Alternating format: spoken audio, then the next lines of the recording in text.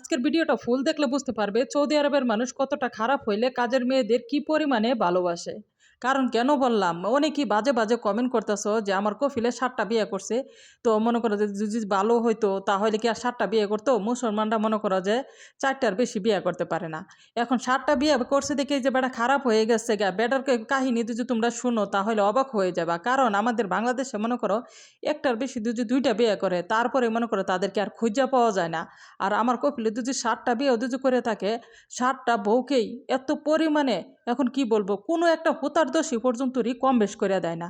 প্রতি মাসে 2টা করে দুম্বা প্রতিটা বউর করে, 2টা করে মুরগির কার্টন প্রতিটা বউর করে, এবং কি একটা করে উট প্রতি মাসে জবাই করে প্রতিটা বউর করে, মনে করো যে 7টা বউর করে ভাগ করে দেয়। আর এই যে দেখো আজকে তোমাদেরকে এই চকলেটগুলো দেখানোর একটাই কারণ, কারণ হয়েছে গিয়ে মনে করো যে এই বাসাটার মধ্যে আজকে 8-9 বছর ধরে যেহেতু থাকতাছি, আমার কফিলের মনে করো যে ফ্যামিলি সম্বন্ধে অনেক কিছু যে আমি জানি। কেন জানি? কারণ আমার কাছে সব কিছু শেয়ার করে। কপিলের শেয়ার আইন থেকে শুরু করে সেরি আইনে সব কিছু শেয়ার করে। কপিলে যে 7টা বিয়ে করছে, কয়টা পোলাপান, আমি তো আর সবগুলোর বাসার মধ্যে মনে করো যে গেরা থাকি না। আমি থাকি 7 নাম্বার ফ্যামিলির মধ্যে। আমি যে বাসাটার মধ্যে কাজ করি এখানে হচ্ছে 6টা পোলাপান আর মহিলা। এইখানে কিন্তু কপিল খুব কমায়। তারপরেও মনে করো যে কপিলের যেহেতু আগের তরফের স্যারাইনি বাজার ঘাট করিয়া দেয়, এটা একটা যা কিছুই মনে করো যে এই বাসার মধ্যে পাঠাইবো, পাঠাইরে আমারে ফোন করে দিব। ফোন করে কেন দেয়? কারণ ওই যে এই বাসার মধ্যে যেহেতু 6টা পোলাপান, তো তারাই যদি বাগাবাগি করে খাওয়া ফেলায়, আমার কফিলেও কোনো কিছু মনে করো জানলে সাথে সাথে আমার ফোন করে দিব।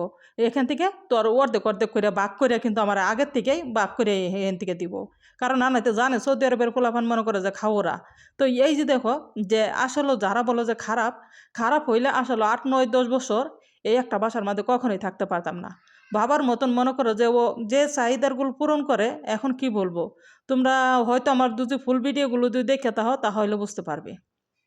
অনেকে দিনের পর দিন বাজে বাজে এত পরিমাণে কমেন্ট করতেছে, আর বলার মতো নাকি আমরা প্রবাসী মেয়ে হইতে পারি, কিন্তু কোনো প্রবাসী কিংবা প্রবাসী মেয়েরা মারপেট থেকে মনে করো যে প্রবাসী হয়ে জন্মগ্রহণ করে নাই।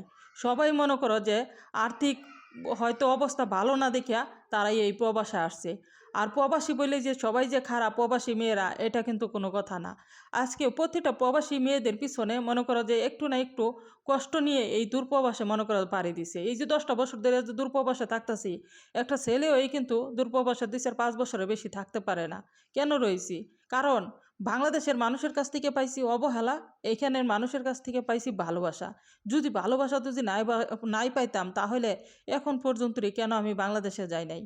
কারণ বাংলাদেশের মানুষগুলো এমন কিছু দিছে আমাকে, যেগুলো হয়তো আজও আমার মনে হইলে বাংলাদেশে, এখন কি বলবো, যে বাংলাদেশের কথা মনে হয়, যেতে ইচ্ছা করে।